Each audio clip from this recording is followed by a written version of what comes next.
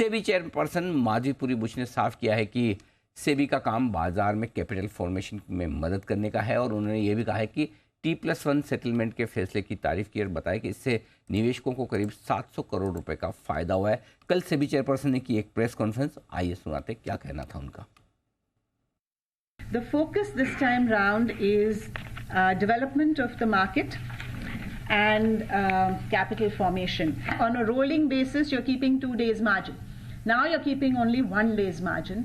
So almost 10,000 crores is the average reduction of the market level margin. And again, this is only for equity cash because, as you know, T+1 settlement, the impact is immediately on equity cash. And the time value of money for this is 700 crores. Okay लेकिन सेबी की press conference में और क्या क्या बड़ी highlights रही, क्या खास बड़ी बातें थी, हमारे वरिष्ठ सहयोगी ब्रजेश कुमार सेबी की प्रेस कॉन्फ्रेंस में थे, पूरी उन्होंने सुनी समझी और कई सारे सवाल भी किए। ब्रजेश बताइए क्या कुछ खास रहा कल की प्रेस कॉन्फ्रेंस में। बिल्कुल, सबसे जो इंटरेस्टिंग चीज़ रही वो एक नया मैकेनिज्म की बात की उन्होंने कि इंट्राडे ट्रेडिंग सेटलमेंट, यानी अभी T+1 सेटलमेंट की व्यवस्था है। आप शेयर खरीदते हैं और आपके खाते में एक दिन बाद शेयर आ जाता है, लेकिन ऐसी व्यवस्था पर विचार किया जा रहा है कि जिसमें आपका सौदा उसी दिन हो जाएगा, यानी शेयर अगर आप खरीदेंगे तो आपके खाते में उसी दिन शेयर आ जाएगा, अगर आप शेयर बेचेंगे तो शेयर के बदले में आपको पैसा उसी दिन मिल जाएगा।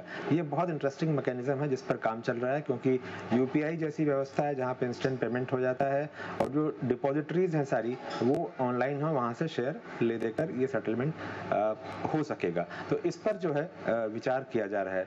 दूसरी बात जो है बड़ी बात है वो है कि डीलिस्टिंग के जो नियम हैं उनकी समीक्षा की जा रही है। उसके लिए एक कमेटी बनाई गई है जो जल्दी ही अपनी रिपोर्ट देगी। उसके बाद कंसल्टेशन पेपर आएगा, फिर नियम बनाए जाएंगे। वहां पर एक व्यवस्था ये सोची जा रही है कि जो प्रमोटर्स हैं क्या उनको एक फिक्स प्राइस ऑफर लाने की छूट दी जा सकती है, क्योंकि ऐसा कई बार सेबी की जानकारी में आया है कि कुछ चंद लोग मिल जाते हैं और वो 10% से ज्यादा मार्केट से शेयर खरीद लेते हैं और फिर एक तरह से दबाव बनाते हैं प्रमोटर्स पर कि वो ऊंचे प्राइस पर ऊंचा भाव दें, तभी वो शेयर टेंडर करेंगे रिवर्स बुक बिल्डिंग की प्रोसेस में। तो उसको ठीक करने के लिए एक विकल्प फिक्स प्राइस इशू का भी सोचा जा रहा है।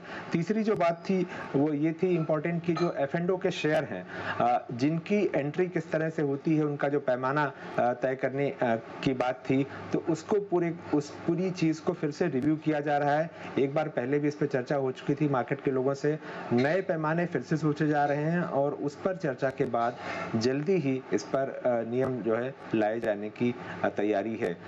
एक और जो महत्वपूर्ण बात थी वो ये थी कि जो बहुत सारे जो कॉर्पोरेट्स हैं जिनका अपना ट्रेडिंग प्लान होता है या कॉर्पोरेट के बड़े अधिकारी होते हैं जिनको ESOP वगैरह में शेयर मिलते हैं, तो उनके ट्रेडिंग प्लान में कई तरह की रिस्ट्रिक्शंस होती हैं कि उनको अनाउंस करना पड़ता है कब बेचेंगे, कितने समय पे बेचेंगे।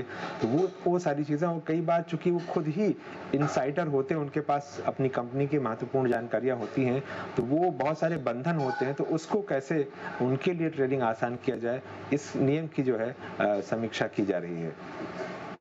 तो ये है आपके लिए पूरे के पूरे सेबी की बोर्ड बैठक से आती हुई कुछ बड़ी बातें जो बताई आपको ब्रजेश ने। ब्रजेश, धन्यवाद आपका ये जानकारी देने के लिए।